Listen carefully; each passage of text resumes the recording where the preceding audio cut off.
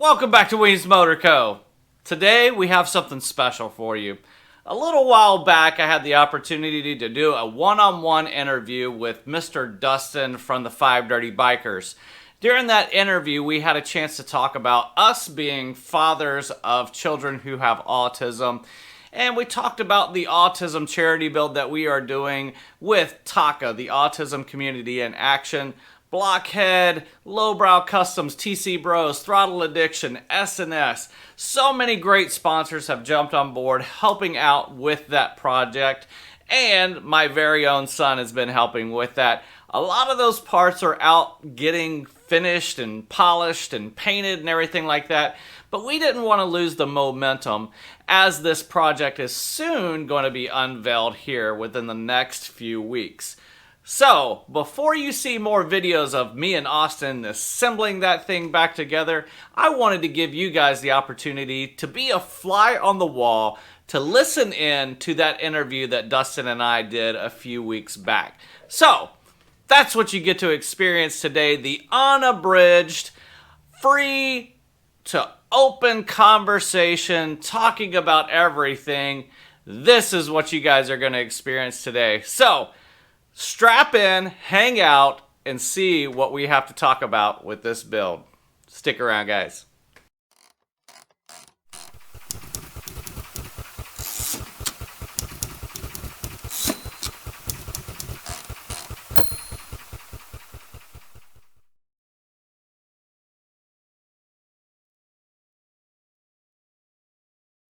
Hey everybody, welcome back to another episode of Five Dirty Bikers podcast, but instead of the five, today we have just me. This is Dustin coming at you with a one-on-one interview with Mr. Jared Weems, the very talented Jared Weems. Jared, how are you, man? I'm very talented from what you say. This is true, so I guess you know it too. I mean, you just got interviewed by somebody else not too long ago lately. I just watched that video, and hey, if more than one person thinks it, it's got to be true. Hey, I will take the compliments. I'll process them and hopefully not let them go to my head and expand it any bigger than what it is. So, no, it's been super good, man. Thank you guys for having me on the episode. I'm excited to talk a little bit to you personally, Dustin, and I know all the other four dirty bikers that are out there are in support of everything that's going on. So I'm excited to be here. Oh yeah, they're definitely here in spirit. So before we get into actually what we're going to be talking about, the main point, let's go ahead and see what's going on new with you. What's been going on, besides the bike we're building, that you're building, I should say, that, we're collaborating on. Born Free, what's going on in the background? Man, it's been nuts. So pretty much ever since June, where we went out to Born Free 13, where we're the invited builder, we built that bike that we titled 56. It's a 1956 Triumph drag bike, supercharged, all kind of crazy, things going on with it.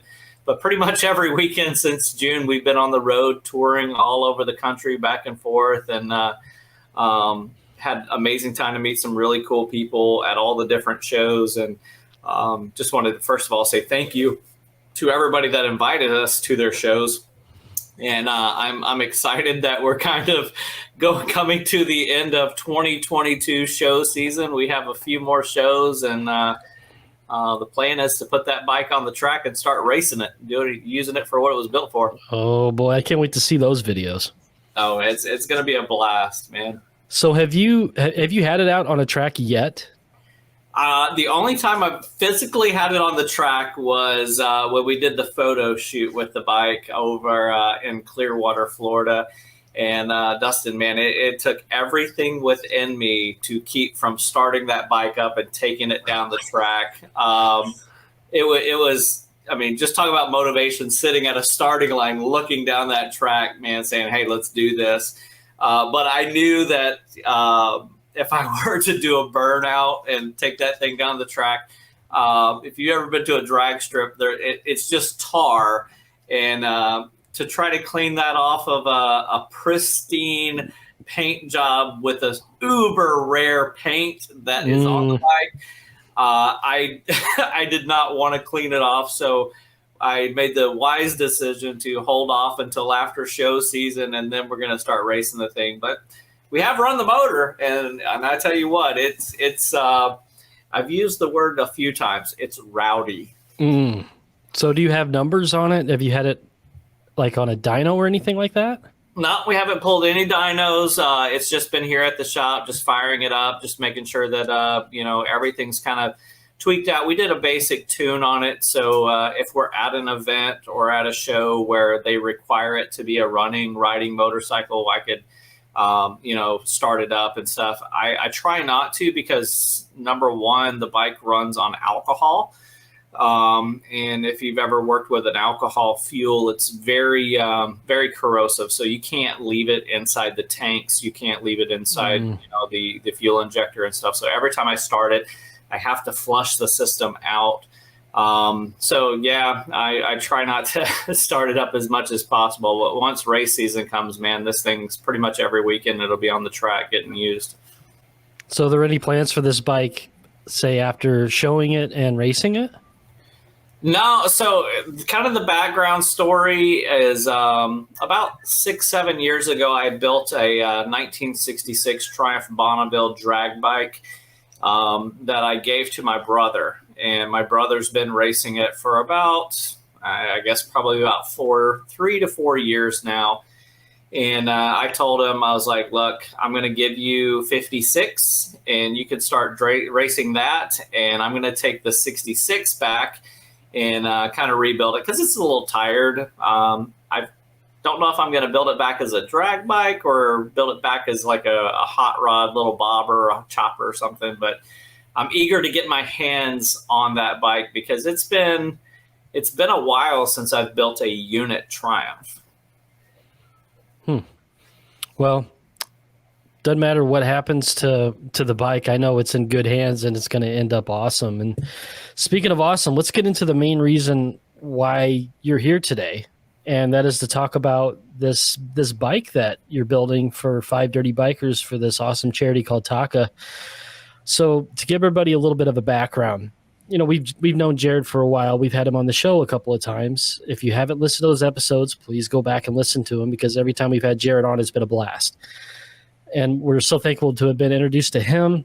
And it's just one of these great things about this community is you just meet so many great people. And it just seems like so many things just fall into place, like things have been with this bike that we're getting built.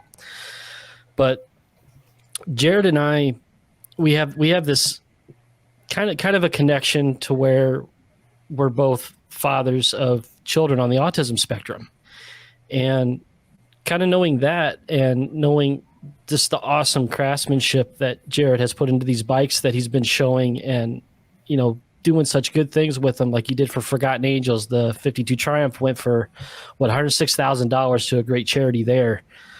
Hollywood Run, incredible piece of art. We actually got to see both of these bikes at FDBM 21 and totally blown away by him. I mean, I think Tony had his wallet out wanting to make you an offer. I think he asked how much, and you're like, can't right now. But I'm sure if the opportunity came up, he would clear his bank account for Hollywood Run. It's a beautiful machine, man. Yeah, no, it's been a blast. I mean, both those motorcycles, both being David Mann replicas, have been a blast. Here recently, I've been bringing Hollywood Run to a lot of shows and giving people the opportunity to see that. Something special is fixing to happen December 1st, and this is for you guys listening to the podcast, watching the YouTube. December 1st, I'm going to give someone the opportunity to either own Hollywood Run or the Rainmaker. And I'm going to put those both up as a congruent raffle. I need to make up some money. I've been traveling a lot these last couple years. I don't blame you. Yeah. I'm going to do a raffle. I'm going to sell 250 tickets at $100 a piece, and the winner gets to pick either Hollywood Run or the Rainmaker, and that's going to be their bike. I'm nervous, but I'm also excited because I think both those motorcycles have really done a lot for me and for Weems Motor Co. And it's time to kind of pay it forward and to make up some of that lost ground from all of the traveling. Yeah. Both motorcycles have been featured in magazines. Hollywood Run was featured in Greasy Culture magazine, and coming up, depending when this video comes out, the Rainmaker is going to be featured in Dice magazine issue number 99. So super excited. I mean, somebody's going to win something incredible. But it's been a blast to travel with those bikes. Yeah. Like I said, FDBM 21, we got to see these bikes firsthand and blown away by the craftsmanship, the quality, the attention to detail. It's all there. Just knowing that this came from a painting, a 2-dimensional painting, and seeing it in real life was just, oh my God, awesome. Yeah.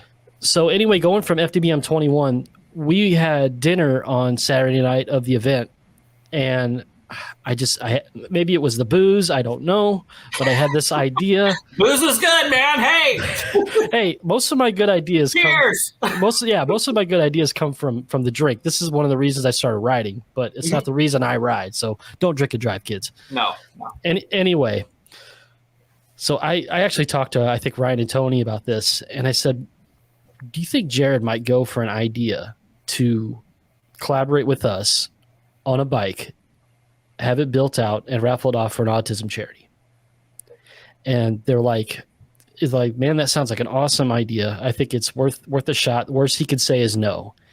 And believe me, you could have said no, and I would have been just fine with it. But found a time to pull you aside at dinner and kind of talked about the idea, and really wasn't much hesitation on your part. I know it's a big undertaking for you, but I know that your heart was going to be in this if you said yes, and nothing short of top quality craftsmanship and attention to detail like we talked about before. And I was so excited when you said yes, because knowing what you did with that 52 Triumph, I know what we could do for a community that we're both a part of that could really use the help is just amazing. Yeah, I mean, number one, probably when you contacted me, the last thing that I at that moment wanted to do was another replica. I did the 2 David Mann Triumphs that were ever created, and I didn't want to be known as a builder who only builds replicas. Right. Goes off of somebody else's blueprint. But in the middle of all of those things happening, I built those 2 Triumphs. I had the opportunity to meet Jackie Mann, which was David Mann's wife. Mm-hmm. She is the blonde in the Doggone Hot Dogs painting who is spilling the hot dogs in the coat. Okay. Here's for everybody watching. We're gonna pull up the actual painting right here. That way you can see what we're talking about. Yeah, so that's Jackie, the blonde there, and I had the amazing opportunity to have a private meet and greet with Jackie after we had returned home from Born Free 12, and we sit and she shared some amazing stories. But I had so many questions to ask her because David, he passed away September the 11th, 2004. And I wanted to know kind of his creative process as he went through, doing these amazing paintings. And we're talking thousands, not only Easy Rider magazine, Iron Horse magazine, Choppers magazine, that he had, these paintings featured in. And so I kind of wanted to know her idea of or her knowledge of how he got the idea to do these paintings. And she would say that he would never leave home without his camera. And he would constantly be taking pictures of either events, like places he was at, or motorcycles or people. And what he would do is he would take all of those elements and he would put them together into one image and create it to what he had in his mind and bring it to real life. So a lot of those motorcycles were never real motorcycles. Those were he took pictures of motorcycles, but then he modified them with different paint jobs, different handlebars, different elements to make it his own. And it's incredible to know that, without patting myself on the back or getting a big head, that I've built a bike that was in his mind, and brought it to the public and gave people the opportunity to be able to, see a tangent object that somebody had just dreamed up and drew or painted a painting of. In 2D, no less. Yeah. But the incredible part was he was such an amazing painter that his attention to detail was far above anything, that you've seen. And he's been known as the Rembrandt of chopper painters. And so to take, and create two things that he had dreamed up in his mind is just an honor. And to share that moment with Jackie and let her sit on the bikes and touch them and feel them, it was really an honor.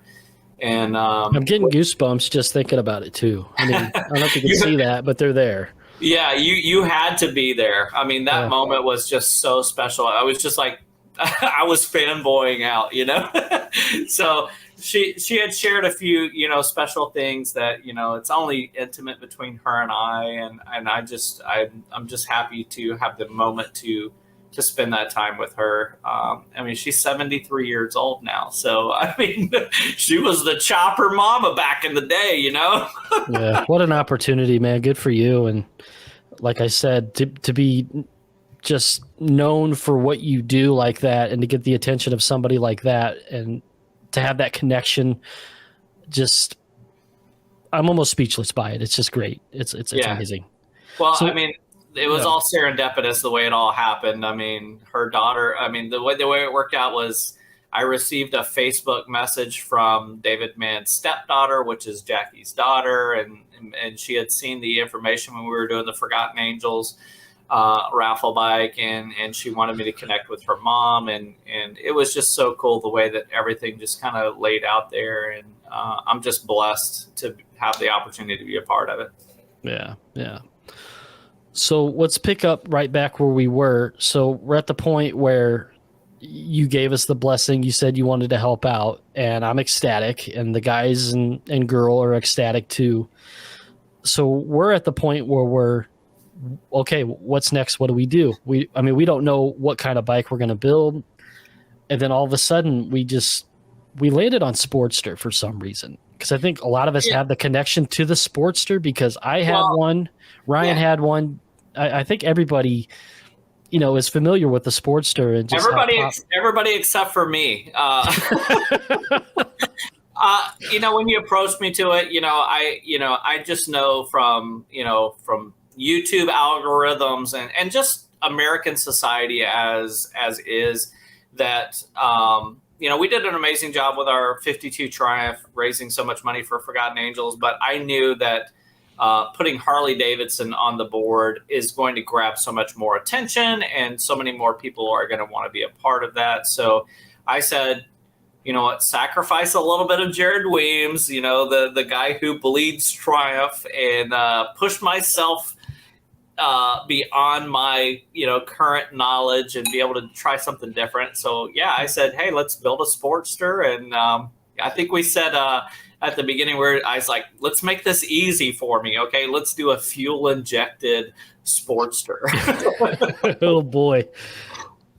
Well, anyway, we had this idea to let our listeners be a part of the selection of the type of bike, right? So we landed on Sportster, but we wanted our viewers to be a part of the selection of what it's going to, what kind be. We had everything from ADV, chopper, whatever, scrambler. It was all on the table. Cholo, and I personally was for Cholo, but it was all up to the listeners.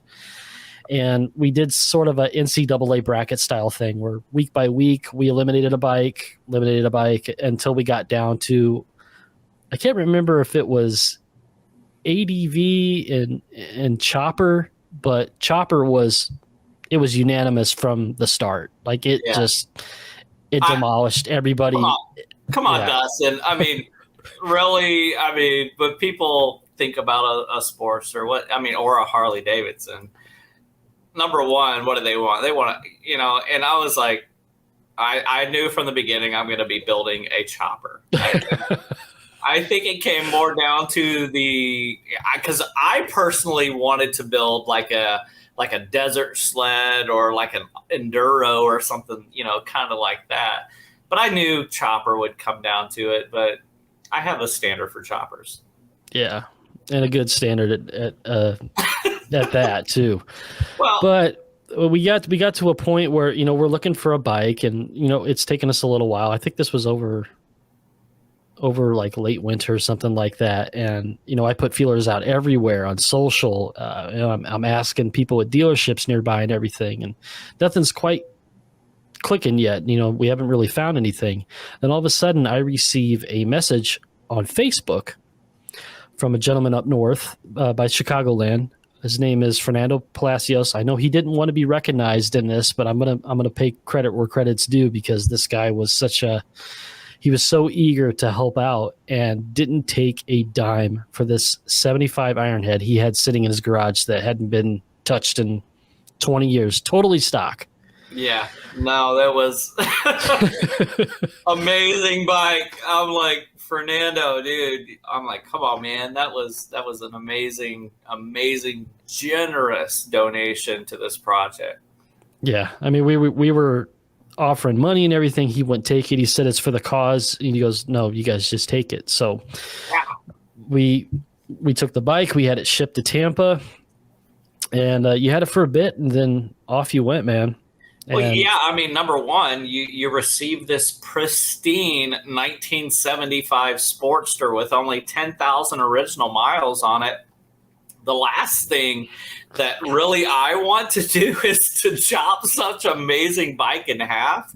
That goes back to what I said. I have a standard for a chopper, which means you have to modify the frame in such a way that it does not, or it cannot return back to stock. And man, I told you guys, I told you, Tony, Ryan, Percy, Brittany, you, Dustin, I told all of y'all, I said, look, if this was my motorcycle, I wouldn't cut it. But knowing what it's going for and the idea of what we were going to do with it, I said, you know what, this bike is going to get used way more in the form that it will be than the form that it is. So that kind of drew the motivation. Plus, I don't like Harleys. No, I don't mind Harleys. I mean, look right there. Right there. Yeah. Harley Davidson sitting right there in my garage.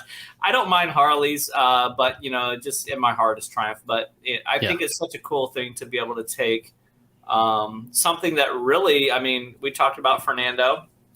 Fernando said that he had this bike for a long time and could never get it running. And so I said, I'm going to take a challenge. I did a YouTube video. If you guys don't follow me on YouTube, go check out my channel, Weems Motor Co. But I gave myself 1 hour to get this motorcycle running. And I promise you, within an hour and a half, we had that motorcycle not only running, but I was riding it down the road. Yes, you were.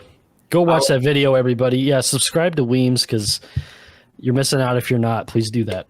Oh yeah, and number one, I kind of felt sorry for Fernando. I was like, man, poor guy. I was like, man, but such a generous heart to play such a huge part in that donation. I mean, I've done charity work before, and the idea of charity work is to try to keep the cost as low as possible, right? And to get a bike donated is amazing, because we were talking at the beginning, hey, finding a Sportster is going to run $2 or $3 grand at least. Yeah.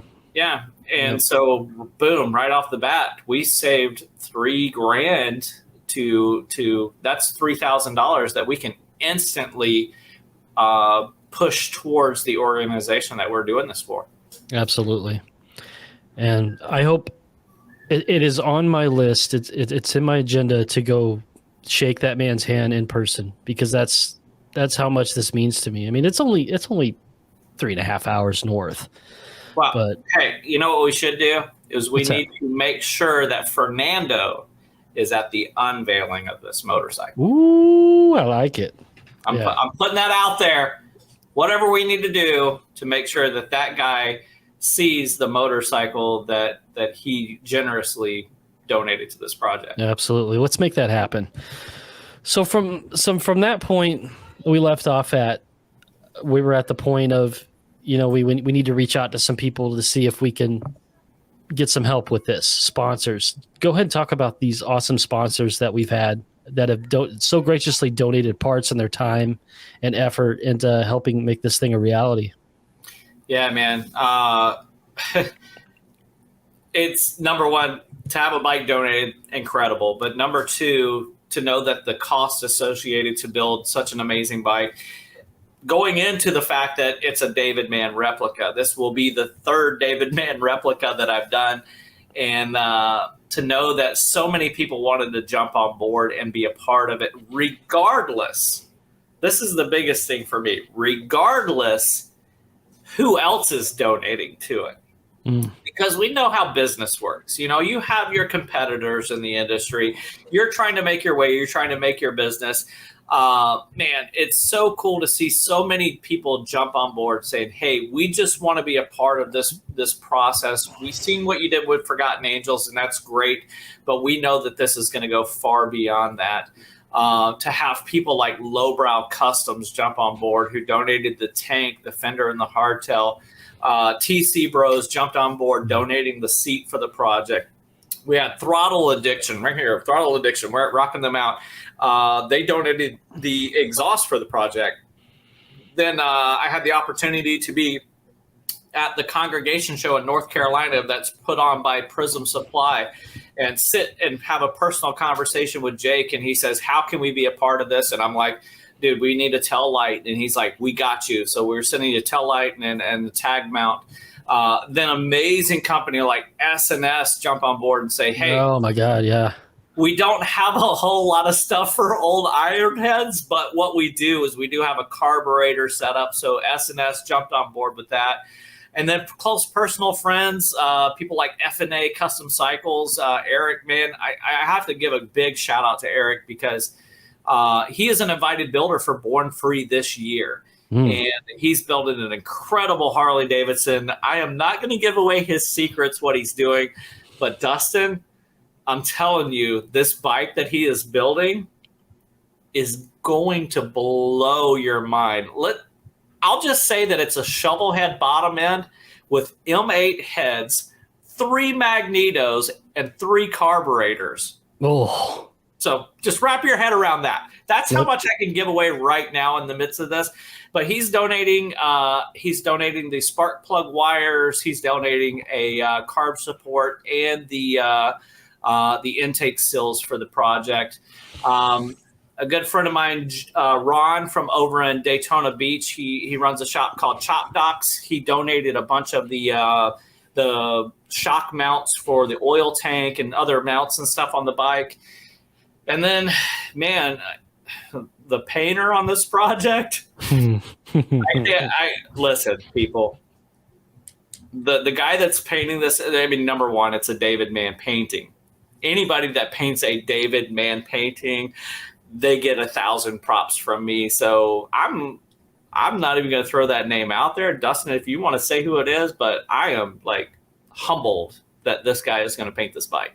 Yeah, well, we'll keep that a secret until that part of the project comes around. But suspense. just to give you all a close up vision of what this bike's going to look like. Here's a close up from the painting.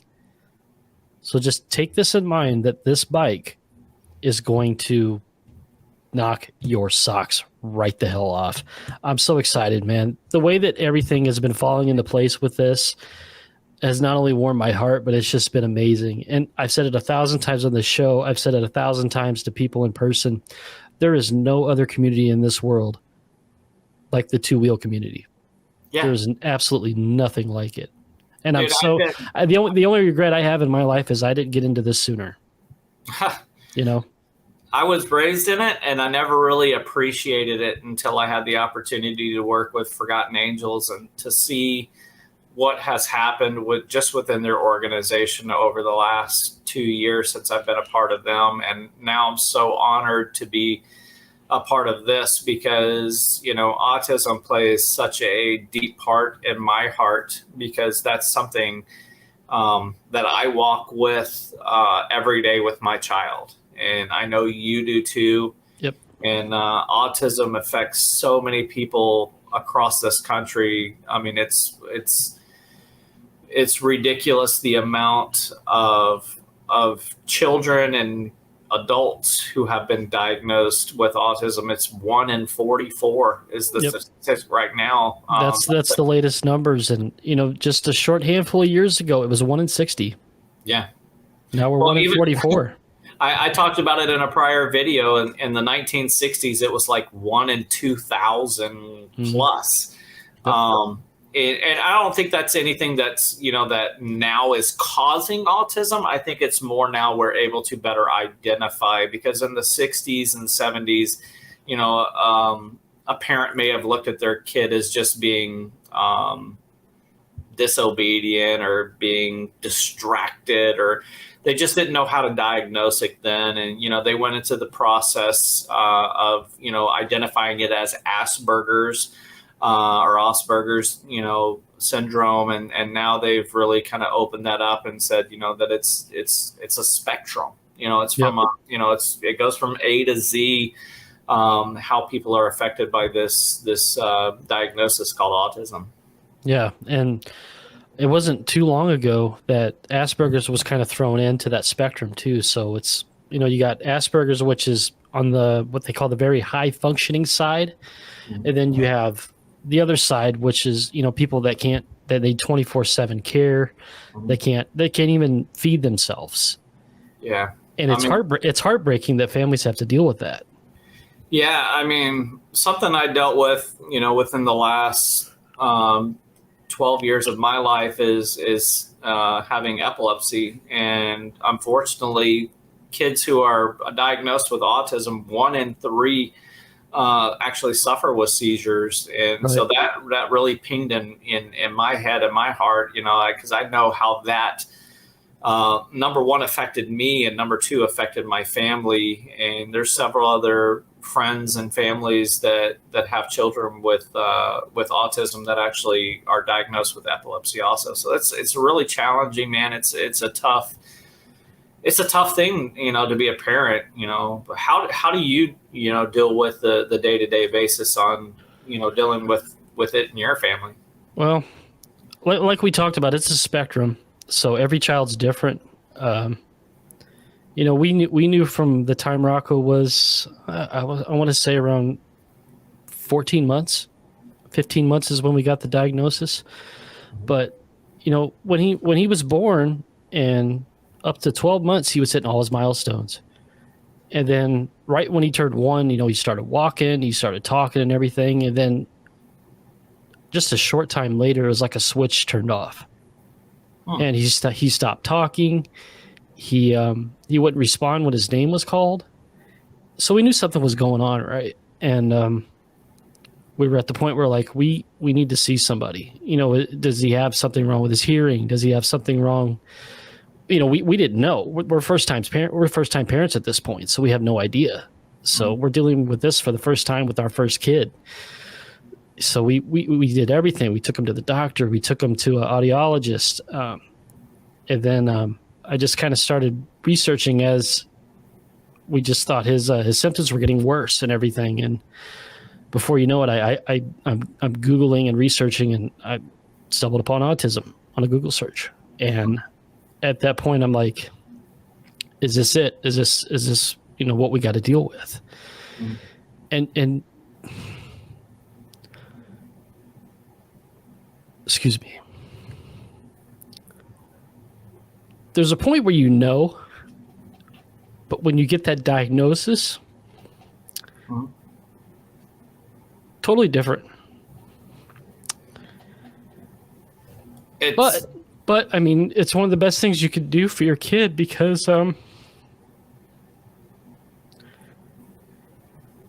you know where you need to go from here.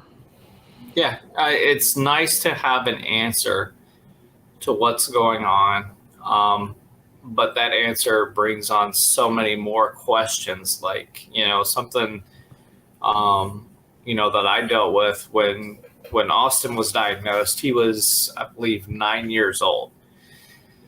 And before then, we just thought, he's just a very hyper child, ADHD, all the craziness, hyperactivity and everything. Doesn't, he had that whole, doesn't respond, he's just, but I'm like, his mind is somewhere else. Yeah. But once your kid is diagnosed, then man, you just think about the future, because you look at yourself, you're like, is this person ever going to be a functioning, independent adult, being able to, have a life, Right. or am I going to have to care for them for the remainder of their lives? And that's the tough part, because the autism spectrum is so wide.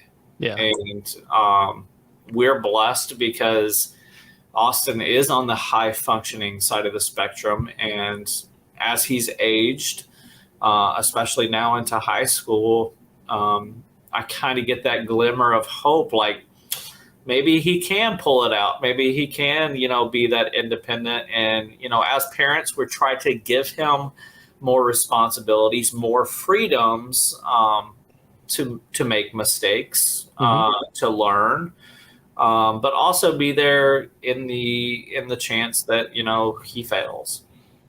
Yeah. But I mean, that's human nature. We all fail at some point, but we learn from it and we move on and we get. That's the point. We learn from it. We're better from it, right? But at that point, we wanted to get him all the help we could.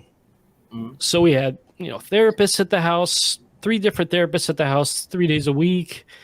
Of course, he was getting therapy in pre-K. We did extra therapy. Thank God we found Autism Speaks, because we were able to find some resources there to where we found places where this is so widely accepted and they could go and play, and we're just worried about being a kid, And if I can give any advice, even if you think there might not be anything wrong, but you have an inkling, go see your doctor. Sure. Yeah. Because you just know, because it can make all the difference. And just getting them that help early on, early intervention it's crucial. And I'm glad we did that, because we've seen our kid blossom ever since. He has his good days and his bad days, but it seems like here lately we got more good days than bad days. Well, and I think a lot of that goes into too, you as a parent knowing what the issue is, right, and being able to say, all right, this is the issue, and these are the tools that we've been taught or provided or learned to be able to meet them where they're at, because they are, we use the term neurotypical. Right. And that would be you and I, we're neurotypical. Well, they're not. Their mind works on a different wavelength, and something that, Austin's, well, how old is Rocco? He's going to be 9 on Friday. On a Veterans Day, he turns 9. Happy birthday, Rocco, if you're watching. I'll make sure he watches. Yeah. So 9, and I mean, here's the difference. Rocco's 9. That was when Austin was diagnosed. So we diagnosed later, but now Austin's 15. I mean, I've taught him how to drive a vehicle. He's actually drove me several times. So now, but it's been a really great thing to have him a part of this project. And I really, we talked to you guys when we first did it. I said, hey, this is something, oh man, before I get emotional, this is something that I desire, is to have my son part of this project, because he's not into motorcycles. And that's something we know as, normal people, we have our interests, our hobbies. But also with Austin being on the spectrum, motorcycles are not his thing. He does enjoy YouTube, which has been great, is to kind of go that avenue, saying, hey, you might not be into motorcycles, but I have a YouTube channel. Will you be part of me? Help me and critique me, help me edit, and teach me a few things that you enjoy about other YouTube channels. And so he's been excited to be on that aspect of the channel. And it's so awesome to see the comments that people give saying, it's so awesome to see Austin on the channel, to see him being a part of it. I mean, even so much so that, here I am, teary-eyed, gray-bearded biker guy, to see him actually welding. I mean, come on. I've seen adults who suck at welding to give this kid, say, hey, this is your homework. Watch this 12-minute video of TIG welding for beginners. And I'm not going to give you any lessons. I'm going to set the machine up, and I'm going to let you weld on the brake stay on this motorcycle for autism. And to see him do it, and I mean, come on. I was like, I expected this to be a disaster.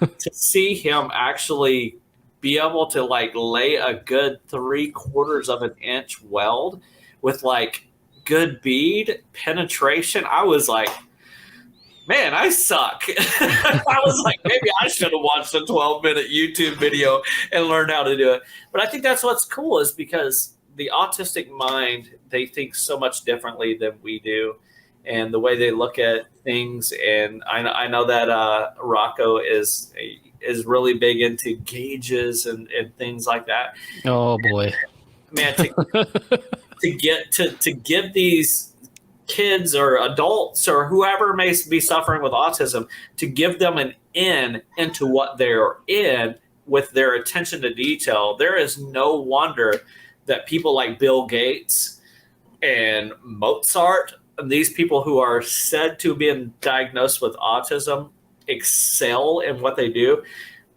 Man, I'm just proud to have him be a part of it. And it's just been exciting to learn new things with my son. It's been amazing to watch, because, of course, we've watched all the videos, and it's got to feel good to have your son working with you.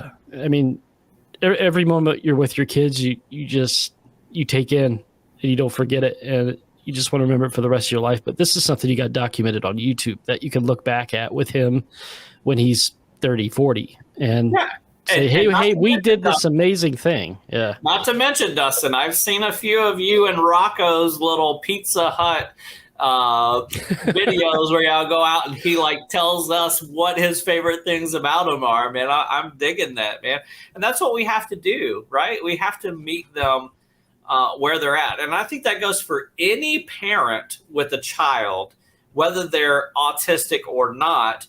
We have to meet our kids where they're at with what they're into, whether it's video games, whether it's Netflix, or whatever it may be. I know Austin was into Lego there for a while.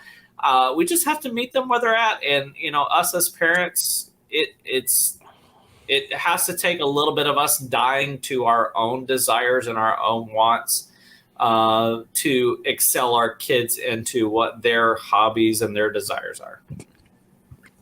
And nothing else has been truer said than it takes a village.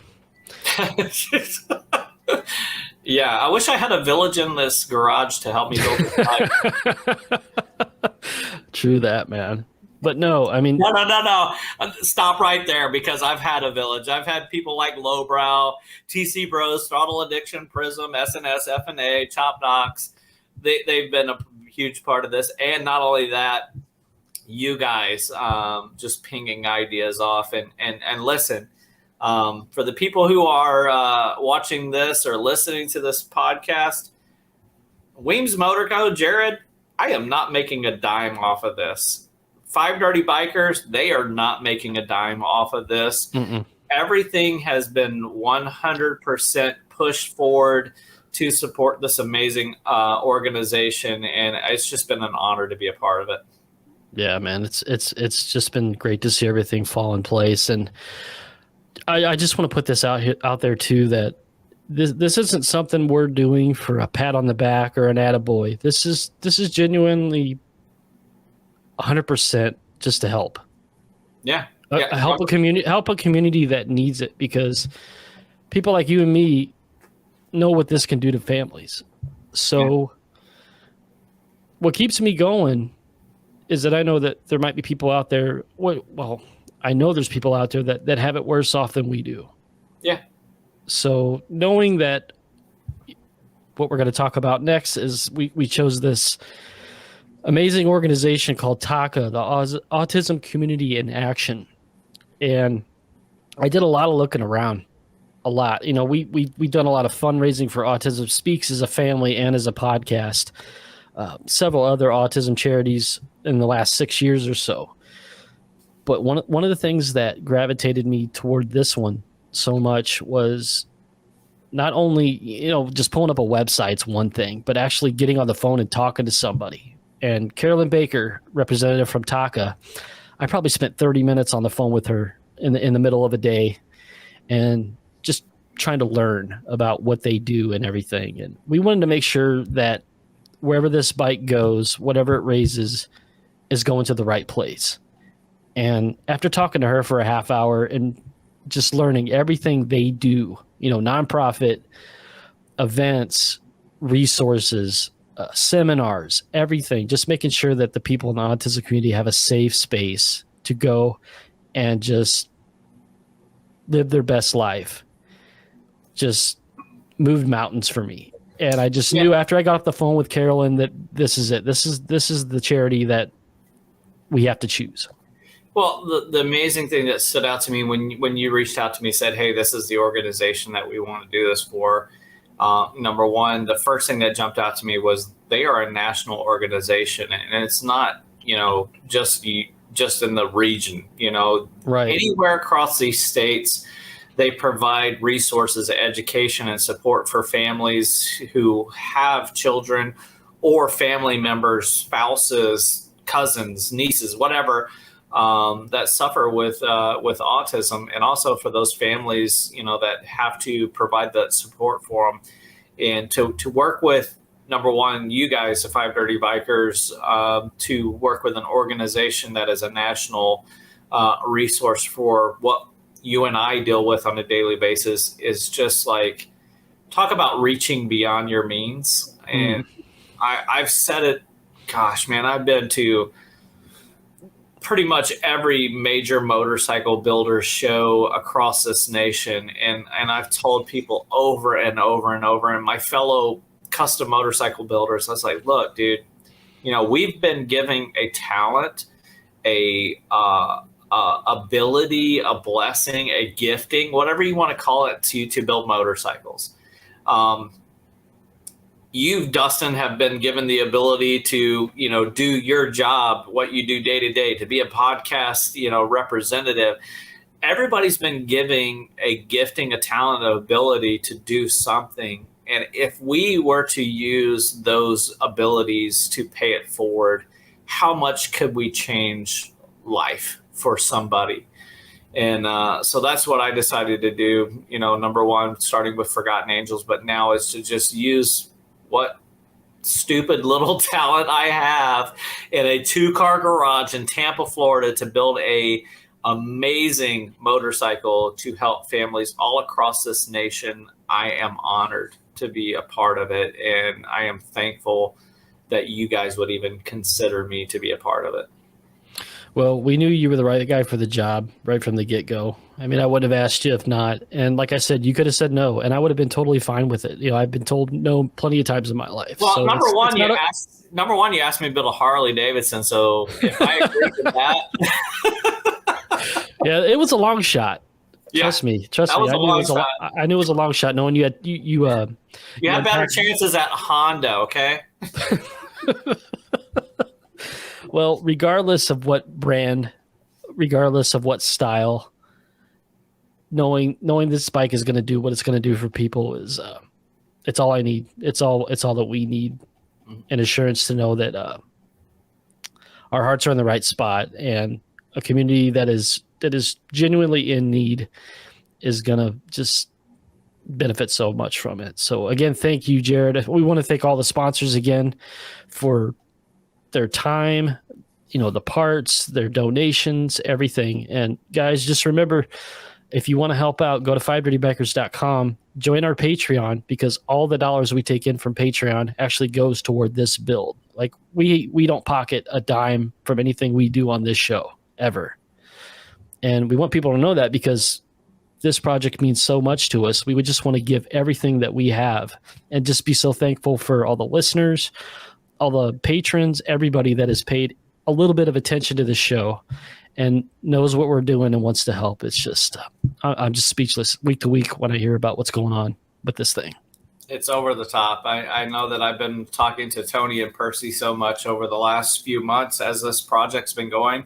I know the camera's kind of dim right now, but that is the frame for this bike. It is almost ready to go to paint, and you guys don't understand the amount of money to get a project to this point that is almost ready for, that final assembly. And I'm stoked. We're talking a March time frame for this thing to be fired up, ready to roll, and to kick off this raffle to raise money for Taka. And man, it's gonna be a blast. I cannot wait for that first fire up where we take it over to Blockhead's garage. Yeah. We throw it on that dyno, and we find out how much horsepower we increased from that last time. Oh God, yeah, and to learn that Blockhead wanted to help, and if you want to go ahead and talk about that story about how he came into the picture real quick, but just another opportunity here. I just want to say thank you to Blockhead and everybody at Blockhead Garage for their willingness to put some effort toward this and help us out, because it means the world to us, really. Sure, yeah. So when you first approached me, you said, hey, would you be willing to build a bike? And I thought of the crazy idea, hey, let's do a Sportster, because, the typical person could jump on a Sportster and go for a ride. It'll be amazing. Then it transitioned into, hey, we got donated an Ironhead Sportster. And then it transitioned to, hey, there's that other bike from that painting that you built the other motorcycle for, to the whole point of me saying, I don't build Harley Davidsons, right? And to say, like, I'll build the bike, but I don't know how to build the engine. And good friend Blockhead John over there at Blockhead Moto, meeting him at a show and saying, hey, look, I just got this opportunity to build a bike. Would you be interested in being a part of it? And he's like, heck yeah. And I'm like, cool, because I don't know crap about Harley. And him saying, we'll build your engine. And I'm like, man, that's awesome. So, it's such an honor to call him friend, number one, to number two, to be a co-builder. I literally consider him a co-builder in this project, because this bike wouldn't run if it wasn't for him. So, right. John, Chris, all the guys over there at Blockhead Moto, thank you guys for being a part of it. But they're going to be building the engine for this thing. And if you guys don't follow Blockhead on YouTube, you probably should, because he does some amazing things within motorcycle, especially the Harley Davidson kind of genre.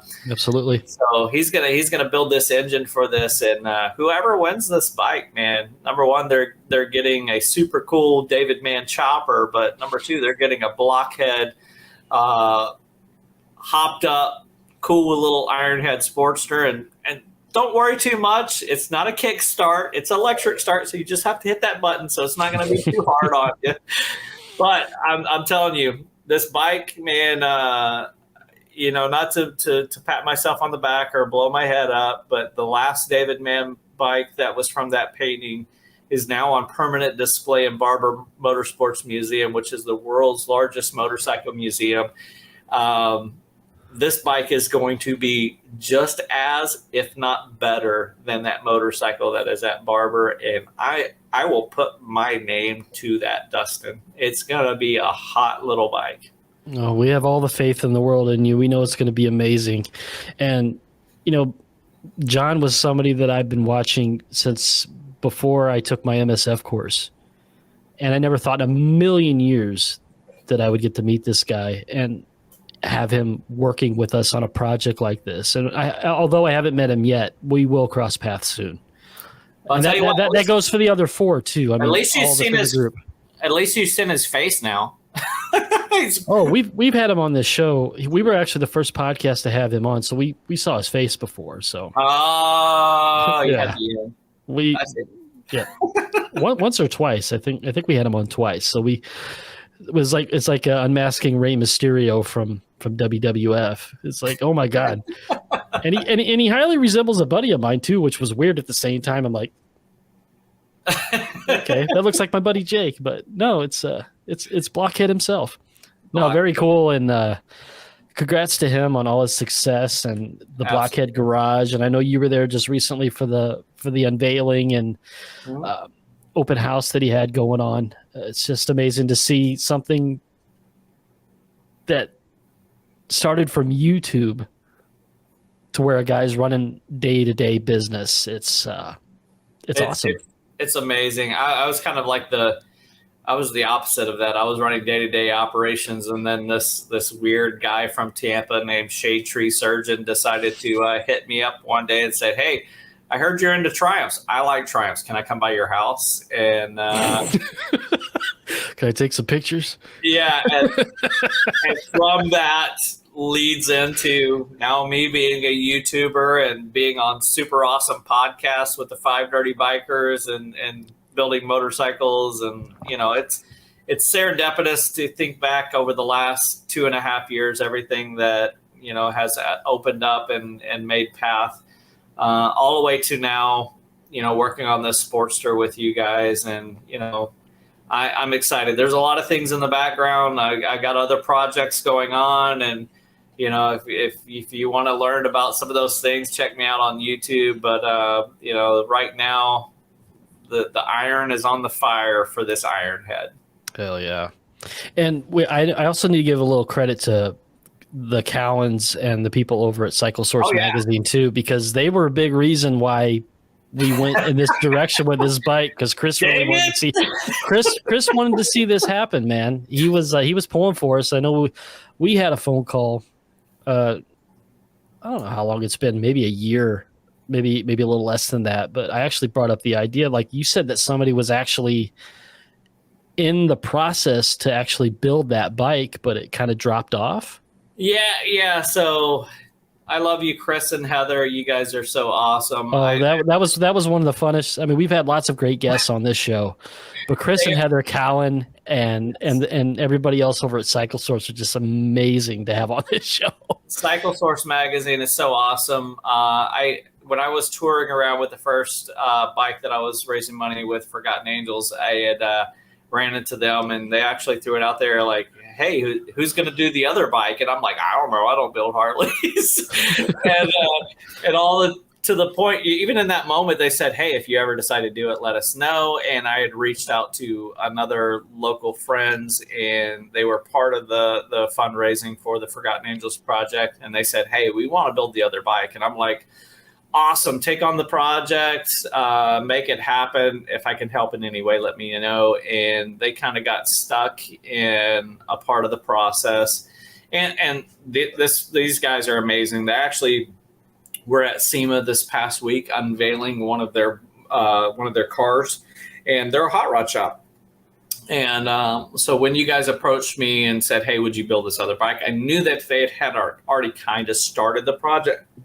So I wanted to make sure that I reached out to them, and they were amazing. The guys over at Rooster's Rod Shop in Clearwater, Florida, they said, "Heck no, man. Hey, take it on. We know you're going to do an amazing job with it." So thank you to all of those guys over there at Rooster's Rod Shop. Follow them on Instagram. Hit them up.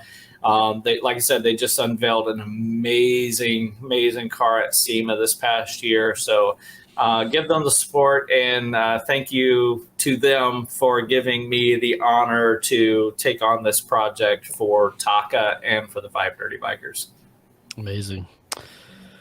Well, Jared, we could probably wrap this up pretty soon, but there's one question that I had for you that I wanted to get at earlier, but of course, when you start talking motorcycles, your brain's all over the place. If you have one piece of advice to give the parents out there that are just getting the diagnosis for the first time, what would you say to them? Be patient. don't. I mean, I know when we first got that diagnosis, it was like, oh man, this is the end of the world. Just be patient. Love your child where they are, where they're at. As they grow, man, they'll change. They'll, one day they're into Lego, the next day they're into video games, the next day they're into heavy metal music. So love your child where they are, what they're into. Do your best as a parent to meet them where they're at, to find some sort of interest in what they do. Nothing is more detrimental to them, and I can say this as a mistake from a parent, is to not meet them where they're at, to kind of shut them off for what they're into. It kind of makes them feel like they're ostracized. Yeah. So it's been a blessing to walk with Austin, to live life with Austin, to take him to heavy metal concerts, to take him into the garage welding on motorcycles, to watch the craziest of videos, to, just life. Embrace it, love it. Crazy things will happen, and just know that they see the world in a different way than what we do. And appreciate that. Appreciate them seeing things differently, because us as neurotypicals, we get into boxes. Oh yeah. Yep. They are not it may seem like they're in a box, but trust me, they see things way more detailed than we will ever do. So embrace that, love it, appreciate them, hug them, even though they may not want to be hugged, because some kids don't like the physical touch. But right. Love your kids where they're at, man, and appreciate it. Absolutely. And if I can offer anything, I just want to say celebrate the small things. Yeah. Because all those things build up to something big.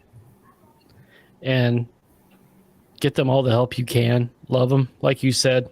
Meet them down on their level, and enjoy life with it. I mean, just because they have a quote unquote disability doesn't mean they don't have ability. Dude, it's not. No, stop that. It is not a disability. I mean, it may appear because we are stuck in our boxes, in our neurotypical boxes, but I'm telling you, the abilities that these people who are diagnosed with autism have is mind-boggling, to see the opportunities that they have, no matter where they're at on their spectrum, whether they're high functioning or low functioning. Yeah. I've seen kids who are in wheelchairs, who are non-communicative, who just have the biggest hearts and love, and the smallest thing just blows their mind. Just like you can see the awe in their life and then their eyes whenever something hits them that they love. So yeah, I mean, it's not a disability, man. It is definitely an ability that God has blessed them with that we did not get blessed with. Yeah. True. Very true. I couldn't have said it better, man. Thank you. Well, guys, I think we're going to go ahead and wrap it up. Jared, thank you so much for coming on and spending some time with me in this one-on-one. It's been amazing, man. Yeah. No, dude, trust me. I've had a blast, and I'm looking forward to the rest of this project with you guys.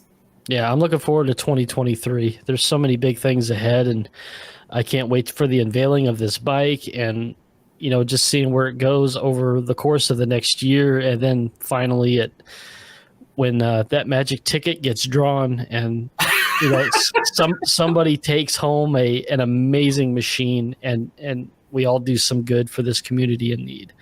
But everybody, make sure you go to 5dirtybikers.com and go check out everything we have on over there, merch, and make sure you go check out all the updates on the autism build with us and Jared, and of course Blockhead's Garage, because you guys are just going to kill it for us, and we're so appreciative. So everybody, that's going to do it for this episode. We'll talk at you next week where we will be five again. Until next time, you guys keep it dirty. Well, that's going to wrap it up, guys. And you can see how much that autism plays a part in my family and Dustin's family lives. And we're so thankful to have so many great sponsors jumping on board for this project. So thank you guys for hanging out and enjoying that podcast interview. If you are new around here, make sure you jump down and hit that subscribe button. If you really like the video, hit that thumbs up, turn those notifications on, and let everyone know what's going on right here at Weems Motor Co. Peace.